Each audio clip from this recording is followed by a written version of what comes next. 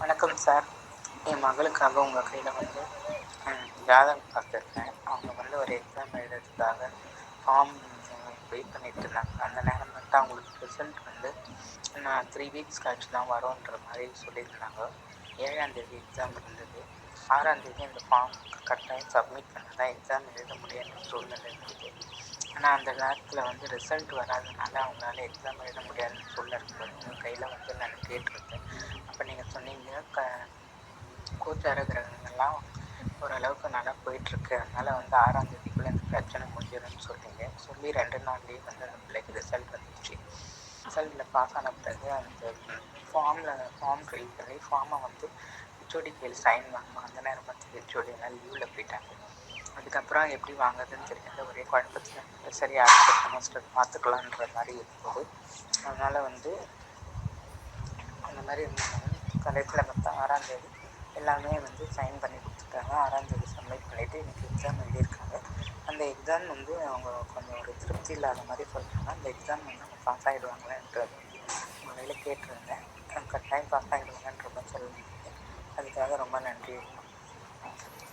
அனைவருக்கும் வணக்கம். எங்கும் நிறைந்திருக்கும் குருவினர்களோடும் திருவினர்களோடும் அச்சலக்கண பத்தியோட ஸ்ரீ குரு சிவகாசி காளிமுத்து. அதாவது கொஞ்ச நாளைக்கு முன்னாடி நம்ம அச்சலக்கண பദ്ധதி அப்படிங்கிற ஜோடம் முறைப்படுத்த ஒரு தாய்மல்லம் படுத்தவங்க, சரிங்களா? அவங்க வந்து தன்னுடைய மகளுக்கு வந்து 36 வயசாகிடுச்சு. அவங்க வந்து பார்த்திங்கன்னா வெளியூரில் ஒரு லேடிஸ் ஹாஸ்டலில் தங்கியிருந்து படிக்கிறாங்க. திருமணமானவங்க, குடும்பத்தை விட்டு விலகி இருந்து தன்னுடைய படிப்பை ஃபுல்லாக கவனம் செலுத்துகிறாங்க. பிஹெச்டி அது சம்மந்தமான படித்து முடிச்சுட்டு ஆய்வு சம்மந்தமான ஒரு இதுக்கு வந்து தயாராகிட்டு இருக்காங்க, சரிங்களா? ஆராய்ச்சி சம்மந்தமான விஷயத்திற்கு. அப்படி இருக்கும் பொழுது பார்த்திங்கன்னா நம்மளோட தீபாவளி வந்தது பார்த்திங்களா? இந்த நேரத்தை நெருக்கி வரும்பொழுது அவங்களுக்கு வந்து ஒரு பரீட்சை நடக்குது. அது வந்து ஆன்லைன் சம்மந்தமானது. அந்த பரீட்சை எழுதுகிறாங்க. மொத்தம் 7 பேர் கொண்ட ஒரு குழுவில் வந்து இவங்க எழுதுகிறாங்க. 7 பேர் தான் பரீட்சை எழுதுகிறாங்க. அப்படி எழுதும் பொழுது பரீட்சை எழுதி முடிச்சனையும் இவங்க பண்ண ஒரு அசைன்மெண்ட் சம்மந்தமான ஒரு ஒர்க்கை ஆன்லைனில் அவங்களுடைய டிபார்ட்மெண்ட் அப்படிங்கிற ஹெச்ஓடிக்கு அனுப்பணும். அதாவது அவங்க காலேஜ், சரிங்களா? ஆனால் அவங்க கவனக்குறைவின் காரணமாக அதை அனுப்பாமல் பரீட்சையை முடிச்சுட்டு நம்ம தீபாவளி ஒட்டி வருகின்ற லீவ் இருந்தது பார்த்திங்களா, அதுக்கு வந்து வீட்டுக்கு வந்துட்டாங்க. எங்கேருந்து இவங்க தங்கி இருந்தது படித்தது தனியாக ஒரு ஹாஸ்டலில் ரூம் எடுத்து முழு நேரமும் கவனம் ஃபுல்லாக படிப்புக்கு கவனம் செலுத்தி படிச்சுட்டாங்க. ஆன்லைனில் டெஸ்ட் எழுதி முடிச்சுட்டாங்க, சரிங்களா? ரிசல்ட் வந்து ஒரு 2 மாதத்தில் வர மாதிரி இருந்தது. அந்த ரிசல்ட்டு வந்ததுக்கப்புறம் திரும்ப வந்து ஒரு பரீட்சை எழுதணும். அந்த பரீட்சையின் தன்மை பார்த்திங்கன்னா மொத்தம் 4 பரீட்சைகள் ஒரே நாளில் நடக்கும். 3/4 மணி நேரத்துக்கு ஒரு பரீட்சை. தொடர்ந்து முதல் 3/4 மணி நேரம் 45 நிமிஷம் ஒரு பரீட்சை, அடுத்த 45 நிமிஷம் ஒரு பரீட்சை, அடுத்த 45 நிமிஷம் ஒரு பரீட்சை, அடுத்த 45 மணி நேரம் ஒரு பரீட்சை. மொத்தம் 4 பரீட்சை நடக்கும். அப்படி இருக்கும் பொழுது அவங்களுடைய துறை அதிகாரிகள் என்ன சொன்னாங்கன்னா, பாப்பா நீ பரீட்சை எழுதலாம் செஞ்சுட்டா, ஆனால் நீங்கள் எனக்கு அனுப்ப வேண்டியது வந்து டிபார்ட்மெண்ட்டுக்கு அனுப்ப தவறியதன் காரணமாக யூனிவர்சிட்டியிலேருந்து அப்படின்னா காலேஜிலேருந்து உனக்கு ரிசல்ட் தரலை அப்படின்னா நீ 1 வருடம் கழித்து தான் மீண்டும் இந்த பரீட்சை எழுத முடியும் அப்படின்னு சொல்லிட்டாங்க. எந்த பரீட்சை? ஒரே நாளில் 4 பரீட்சை எழுத சொன்னோம்ல, 45 நிமிஷத்துக்கு ஒரு பரீட்சை அப்படி சொன்னோம்ல, அந்த பரீட்சை எழுத முடியாது அப்படின்ட்டாங்க. இவங்க வந்து நல்லா படிக்கிறவங்க, ஃபஸ்ட்டு மார்க் இருக்கிறவங்க, 36 வயசு, தன்னுடைய வாழ்க்கை எதற்காக அர்ப்பணிச்சிருக்காங்க? படிப்பிற்காக அர்ப்பணிச்சிருக்காங்க. கணவன் குழந்தைகள் எல்லாரையும் விட்டு விலகி, தாய் தகப்பன் சகோதர சகோதரி விட்டு விலகி வந்து ஒரு இடத்துல ரூம் எடுத்து தங்கி படிக்கிறாங்க. ஃபுல்லாக ஃபோக்கஸ் பண்ணி படித்து எழுதிட்டாங்க. ஆனால் என்ன ஆகிடுது, ஆன்லைனில் அவங்களுடைய காலேஜுக்கு அனுப்புகிறத கவனக்குறைவின் காரணமாக, சிறுபிள்ளைத்தனமாக, பள்ளிக்கூட லீவ் விட்டாச்சுன்னா என்ன நினைப்போம், ஜாலியாக போய்டுவோம்ல, அதுபோல் ஒரு சின்ன டிஃபால்ட் ஆகிடுச்சு. அப்புறம் அவங்க என்ன பண்ணுறாங்க அப்படின்னா, அவங்க காலேஜிலேருந்து இன்டிமேட் பண்ணுறாங்க. அதுக்கப்புறம் தான் தன்னுடைய தவறு தெரியுது. இவங்க போய் தன்னுடைய ஹெச்ஓடியோ, துறை சார்ந்த அதிகாரியாக ஹெச்ஓடியவும் பிரின்ஸ்பலையும் பார்த்து ஏதோ ஒரு கவனக்குறை அப்படி ஆயிடுச்சு அப்படிங்கிறப்ப காலம் தாழ்ந்துடுது. அப்போனா எங்களால் ஒன்றும் செய்ய முடியாது, யூனிவர்சிட்டிக்கு நாங்கள் உங்களுடைய மெசேஜை சென்ட் பண்ணுவோம், அவங்க என்ன எடுத்துக்கிறாங்களோ அதான் முடிவு, அவங்க ஓகேன்னு சொன்னால் ஓகே, இல்லைனா இல்லை அப்படிங்கிறாங்க. ஒரு சிலர் என்ன சொல்கிறாங்க, இல்லை துறை அதிகாரியாக ஹெச்ஓடி பார்த்து ஓகே சொன்னால் இதை நம்ம எழுத முடியும், ஏன்னா அவங்க எல்லாம் ரெடி பண்ணி வச்சுருக்காங்க, அனுப்ப மறந்துட்டாங்க ஆன்லைனில், அவ்வளோதான், சரிங்களா? இதுக்கப்புறம் பார்த்தீங்கன்னா உங்களுக்கு கோச் அப்படிங்கிற மாதிரி ஒருத்தவங்க இருப்பாங்க. அவங்கள வந்து வழிகாட்டியிருக்காங்க படிப்பு சம்மந்தமானது. அப்படி இருக்கிறனால கவலைப்படாதீங்க அப்படின்னு சொன்னாலும் மனதுக்குள்ளே ஒரு பயம். 1 வருஷ படிப்பு வேஸ்ட் ஆயிடுச்சு, என்ன செய்ய போகிறோம், ஒருவேளை இவங்க வந்து பரீட்சை எழுதக்கூடாதுன்னு சொல்லிட்டா என்ன செய்ய அப்படிங்கிற தன் பயம் அப்படிங்கிற காரணமாக அழுதுகிட்டு இருக்கிறாங்க. தன் அம்மாவிட்ட சொல்லி வருத்தப்படும் பொழுது அவங்க என்கிட்ட வந்து ஊடலாக கன்சிடர் பண்ணாங்க. அப்படி பார்க்கும்பொழுது கவலைப்படாதீங்கம்மா, கோச்சார புதன் பகவான் அப்படிங்கிற தன்மைகள் சரியில்லாதனால அந்த மனக்குழப்பங்கள் இருக்குது, ஆன்லைன் சம்மந்தமானது வந்து தடுமாற்றமாக இருக்குது, போக சரியாயிடும் அப்படின்ட்டு 4ஆம் தேதி 4/1/2025 ஜனவரி அதிலிருந்து இவருக்கோட தன்மைகள் நல்லாயிருக்கும் அப்படின்னோம். உங்களுக்கு மகளுக்கான தன்மை நடக்கும், பரீட்சை எழுதிடுவாங்க அப்படின்னு நம்ம வந்து சொன்னோம். சரிங்களா? அவங்களும் ஏஎல்பி படித்தவனால நம்ம எப்படி அதை சொன்னோங்கிறது வந்து விவரமாக சொன்னோம். அவங்க புரிஞ்சுக்கிட்டாங்க. இருந்தாலும் தன் பயங்கிறது இருக்கும்ல, இவங்க வந்து திரும்ப போய் துறை சார்ந்த அதிகாரியை போய் பார்த்துருக்காங்க. பார்க்கும்பொழுது இப்போ சமீபத்தில் பார்த்திங்கன்னா நிறையா காலேஜில் பார்த்திங்கன்னா டெஸ்ட் நடந்துகிட்டு இருந்தது. டெஸ்ட்டு முடிஞ்சால் லீவ் விட்ருவாங்க. அப்போனா அந்த துறை சார்ந்த டிபார்ட்மெண்ட்டில் இருக்க எல்லாருமே லீவில் போய்டுவாங்க. அப்போனா அவங்கள போய் பார்ப்பதற்கும் சங்கடகமாக இருந்தது. அவங்க காலேஜ் வருவதிலேயே முன்ன பின்ன இருந்தது. அப்புறம் அவங்க ரொம்ப அச்சத்தில் இருந்தாங்க. சரிங்களா? இப்போ பார்த்தீங்கன்னா அந்த நிலவரம் சரியாகி நேற்று 6ஆம் தேதி, சரிங்களா, நேற்றுக்கு முந்தின நாள் 6ஆம் தேதி இவங்களுக்கு வந்து அந்த ஹெச்ஓடி வந்து பெர்மிட் பண்ணுறாரு, நீங்கள் வந்து பரீட்சை எழுதிக்கலாம் அப்படின்னு பெர்மிட் பண்ணுறாங்க. நேற்று 7ஆம் தேதி மத்தியானம், அதாவது இன்றைக்கி வந்து 8ஆம் தேதி, சரிங்களா, புதன்கிழமை, நேற்று செவ்வாய்க்கிழமை 7ஆம் தேதி மத்தியானத்துக்கு மேலே அவங்க வந்து அந்த 4 பரீட்சையெல்லாம் எழுதி முடிச்சிட்டாங்க. அப்படி எழுதினோடனையும் அவங்களுக்கு வந்து என்ன ஒரு தன்மை அப்படின்னா, நம்ம இப்போ கடந்த ஒரு 2 மாதமாகவே அதீதமான மனக்குழப்பத்தில் இருந்தனாலையும், படிப்போமா, பரீட்சை எழுதுவோமா, விடுவாங்களா விட மாட்டாங்களா டென்ஷன்னால சரியாக எழுதலையோ அப்படின்னு தன் பயம் இருக்குது, பாஸ் வேணான்னு தெரியல அப்படின்னு நேற்று பரீட்சை எழுதி முடிச்சேன்னு சொல்லியிருந்திருக்காங்க. அங்கே உள்ள ஸ்டாஃப் நினச்சிருக்காங்க, இவன் மார்க்குனா 1 மார்க் 2 மார்க் குறையும், ஒரு கவனச்சிதறல் காரணமாக நல்லா படிச்சிருக்கிறோமா, கவலைப்படாத, நல்லா தான் ரிசல்ட் வரும்னு இருக்காங்க. இதனுக்கான ரிசல்ட் வந்து 1 வாரத்தில் வந்துடுமா. அதாவது நேற்று செவ்வாய்க்கிழமை எழுதினாங்கன்னா நெக்ஸ்ட் வீக்குள்ளே ரிசல்ட்டே வந்துடும், பயங்கர ஃபாஸ்ட். இதில் வந்து இவங்க ஃபிட் ஆகிட்டாங்க அப்படின்னா ஆராய்ச்சி சம்மந்தமான விஷயத்திற்கு வந்து இவங்களை வந்து கவர்மெண்ட் வந்து ஈடுபடுத்தும். சரிங்களா? இதான் அவனுடைய தன்மை. அப்படின்னா ஏன் இந்த தன்மை நடந்தது அப்படின்னா, அட்சயலக்கண பദ്ധதி அப்படிங்கிற ஜோட முறையை நம்ம பார்க்கும் பொழுது இந்த பெண்மணிக்கு பார்த்திங்கன்னா தற்செய அட்சய லக்னம் அப்படிங்கிறத பார்த்தீங்கன்னா நான் ஸ்க்ரீனில் பின்னாடி போடுறேன். ஏற்கனவே ஒரு வீடியோ எடுத்தேன், அது சரியாக வரல, அதனால் அழிச்சிட்டு இப்போ ஃப்ரெஷ்ஷாக வாங்கிட்டு சொல்கிறேன். நாய்ஸ் டிஸ்டர்பன்ஸ் நிறையா இருந்தது, அதனால் இப்படி தனியாக வீடியோ போடுறேன். சரிங்களா? அப்புறம் என்ன நடந்ததுன்னா, அட்சய லக்னம் அப்படி வந்து மேசம், 3ஆம் அதிபதி, சரிங்களா, அவர் யாருன்னா புதன்.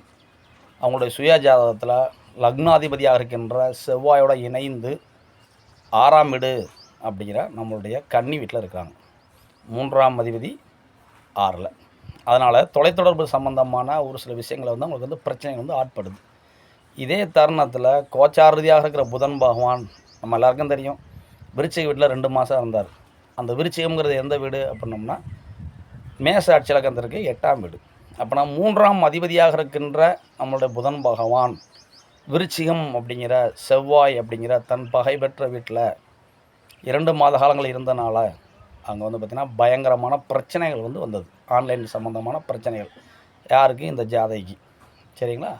இது வந்து நம்ம உணர முடியும். அதாவது 3 அப்படின்னு பார்த்திங்கன்னா நம்மளுக்கு வந்து மிதுனம் ஆகிடுது. அப்போனா மிதுனம், கடகம், சிம்மம், கன்னி, துலாம், விருச்சிகம் 6ஆம் வீடு. சரிங்களா? அதாவது மிதுனத்திலேருந்து 3ஆம் வீட்டிலேருந்து நம்மளுடைய விருச்சிகம் வந்து 6ஆம் வீடு. 3 அப்படிங்கிற அது சம்மந்தமான விஷயத்தில் பிரச்சனைகள் வந்துடுது.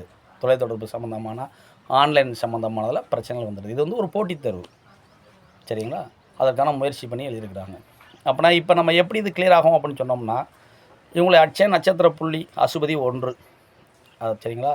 அப்படி இருக்கிறப்ப இந்த புதன் பகவான் அப்படிங்கிறவர் 4/1/2025 காலையில் பார்த்திங்கன்னா அவர் வந்து விருச்சிகத்திலேருந்து தன் பயணத்தை வந்து தனுசுக்கு நோக்கி வர்றார். அப்போனா அட்சய லக்னம் மேசத்திற்கு தனுசுங்கிறது 9ஆம் வீடு, 3ஆம் இடம் அப்படிங்கிற மிதுனத்திற்கு தனுசு வந்து 7ஆம் வீடு. அப்போ நம்ம என்ன அதை பாயிண்ட் பண்ணி சொன்னோம்னா 4ஆம் தேதியிலேருந்து 4, 5, 6 இந்த 3 தினங்களில் அவங்க மகளுக்கு வந்து நல்ல வாய்ப்பு கிடைக்கும், அதனால் கவலைப்படாதீங்க அப்படின்னு சொன்னோம். அதே மாதிரி பார்த்திங்கன்னா இவங்களுக்கு வந்து 4, 5, 6 6ஆம் தேதி ஹெச்ஓடி வந்து சைன் பண்ணுறாரு. நீ அந்த இது சப்மிட் பண்ணாட்டாலும் பரவாயில்ல, நீ பரீட்சைக்கு போ, உன்கிட்ட இருக்க சிஸ்டத்தை இருக்கிறத எங்களுக்கு ஃபார்வேர்டு பண்ணு அப்படின்னு ஒரு நல்ல தகவலை சொல்கிறாங்க. சரிங்களா? இவங்க வந்து நேற்று 7ஆம் தேதி மத்தியானம் நம்ம பரீட்சையில் போய் அட்டன் பண்ணி எழுதுகிறாங்க. அப்படி இதை வந்து நம்ம எப்படி புரிஞ்சுக்கிறோம் அப்படின்னா, கோச்சார கிரகங்கள் அப்படிங்கிறது, அவங்களுடைய நகர்வுகள் அப்படிங்கிறது சரியில்லாத இடத்துல போகும் பொழுது நம்மளுக்கு வந்து பிரச்சனைகள் வருகின்றன அப்படின்னு வந்து அட்சலக்கண பத்தி ஜோடத்தின் மூலமாக நம்ம வந்து உணர முடியும். அப்போனா மனசு வந்து பதைக்குது. ஏன்? அட்சலக்கணத்துக்கு 8ல் இருக்குது. சுயஜாதகத்தில் 3ஆம் அதிபதி இருக்கிற புதன் மேச அட்சலக்கணத்துக்கு 6ஆம் இடக்க கண்ணியில் இருக்கிறார். கூடவே யாரோட இருக்கிறாரு? லக்னாதிபதியோட இணைந்து இருக்கிறார். செவ்வாய் புதன் இணைவு இருக்கலாமா? அதுவும் கண்ணியில் இருக்கலாமா? அப்படி இருக்கக்கூடாது. டாக்குமெண்ட் சார்ந்த பிரச்சனை வரும்னு சொல்லியிருப்பாங்கள்ல, எழுத்துப்பூர்வமான பிரச்சனைகள், ஏதோ ஒரு சின்ன கேர்லெஸ் மிஸ்டேக்ஸ். அது பாருங்கள், ஒரு வருஷ படிப்பு உழைப்பையே பாழாக்குவது போல் இருந்தது.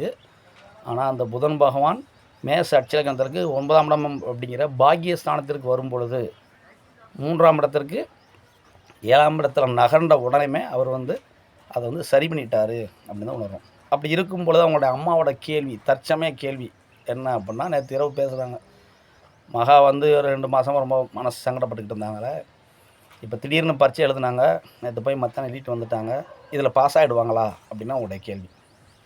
எல்லாருக்கும் வர கேள்வி தானே. ஏன்? ஜாதக ரீதியாக செவ்வாயும் புதனும் 6ஆம் இடத்துல இருக்கிறாங்க. அப்படி இருக்கிறனால இவங்க என்ன செய்வாங்க அப்படின்னு கேட்குறாங்க. அப்போ நம்ம என்ன சொல்லுவோம்? பாஸ் ஆகிடுவாங்க அப்படின்னோம். ஏன் பாஸ் ஆகிடுவாங்கன்னு சொல்கிறோம் அப்படின்னா, இதே கோச்சாரம் தான், சரிங்களா? செவ்வாய் அப்படிங்கிறவர் இன்றைக்கி எங்கே இருக்கிறாங்கன்னா கடக ராசியில் இருக்கிறாங்க. பூசம் 1 அப்படின்னு நட்சத்திரச்சாரத்தில் போகிறாங்க. அது வந்து மேச அட்சலக்கணத்திற்கு 4ஆம் வீடு, சரிங்களா? இது போக பார்த்திங்கன்னா 3ஆம் அதிபதி இருக்கிற புதன், சரிங்களா, 3க்கு 7ல் இருக்கிறார். இப்போ எங்கே தான் போகிறார்? இன்றைக்கி வந்து மூலம் 2ங்கிற நட்சத்திரச்சாரத்தில் போகிறார். ஒரு வாரத்தில் ரிசல்ட் வந்துருங்கிறாங்க. கண்டிப்பான முறையில் வந்து ஜெயிச்சிடுவாங்க. அப்படின்னால இனிமேல் இது மாதிரியான கேர்லெஸ் மிஸ்டேக்கு பண்ணாமல் உங்கள் மகளை தற்காத்துக்கு சொல்லுங்க அப்படின்ட்டு ஒரு சில கோயில் சார்ந்த வழிபாட்டு முறையில் வந்து கொடுத்துருக்கோம்.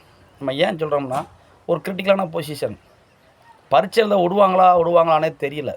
ஒரு வருஷம் படிப்பு, பரீட்சை எழுதியாச்சு, ரிசல்ட் வருது. ரிசல்ட் வர்றதில் வந்து நம்மளுக்கு ரிசல்ட்டு நம்மளை மட்டும் கொடுக்கலன்னா எவ்வளோ சங்கடமாக இருக்கும், சரிங்களா? அன்ஃபிட் அப்படின்ட்டாங்கன்னா எவ்வளோ கஷ்டமாக இருக்கும். ஒரு தேர்வு எழுதுறதுக்கு நீ அன்ஃபிட்டு, நீ இந்த செயலை அப்படின்னா எவ்வளோ கஷ்டமாக இருக்கும். அதனால் அவங்க வந்து பாருங்கள், தன் குடும்பத்தை விட்டு தனியாக இருந்து 36 வயசு இருக்கிற ஒரு லேடி வந்து படிப்புக்கு வந்து ரொம்ப கான்சன்ட்ரேட் பண்ணுறாங்க அப்படின்னா அது எவ்வளோ மன உளைச்சலை கொடுத்துருக்கோம் அப்படிங்கிறத உணர முடியும். அதைத்தான் அந்த தாய்மை உள்ளவங்க வந்து ஒரு ஆடியோ மெசேஜ் போட்டாங்க, சரிங்களா? அவங்களுக்கும் படிப்பை பற்றி சரியாக சொல்ல தெரில. என்கிட்ட வந்து இதற்கு முன்னாடி கேட்டிருந்தாங்க. அந்நேரம் அவங்கள்ட்ட சொன்ன பதிவு அதை நான் உள்வாங்கி இப்போ உங்களுக்கு சொல்கிறேன். அப்படி இருக்கனால கோச்சார நகர்வுகள் நகலை நம்மளுக்கு வந்து ஒரு பிரச்சனை இருக்குங்கிற மாதிரி தெரிஞ்சுன்னா அந்த பிரச்சனை வந்து தீரும் அப்படிங்கிறத நம்ம வந்து உறுதிட்டு சொல்கிறோம். இப்படிப்பட்ட அற்புதமான ஜோட முறை இன்றைக்கி என்ன நடக்குது? கோச்சார கிரகங்கள் வானமண்டலத்தில் என்ன போகிறாங்க, நம்மளோட அட்ச லக்னத்திற்கு சுயஜாதத்தில் கிரகங்கள் எப்படி இருக்கிறாங்க அப்படின்னு கம்பேர் பண்ணி ஒரு பலன் சொல்லக்கூடிய நல்ல ஜோட முறையை உருவாக்கிய நமது ஆசிரியர் உயிர் பொதுமத்தியாவுக்கு வழக்கமாக நன்றி சொல்கிறோம். நம்ம சேனலுக்கு போட்டு கொஞ்சம் வீடியோஸ் வரும், லைக் பண்ணுங்கள், ஷேர் பண்ணுங்கள், சப்ஸ்கிரைப் பண்ணுங்கள். அனைவருக்கும் நன்றி. வாழ்க வளமுடன்.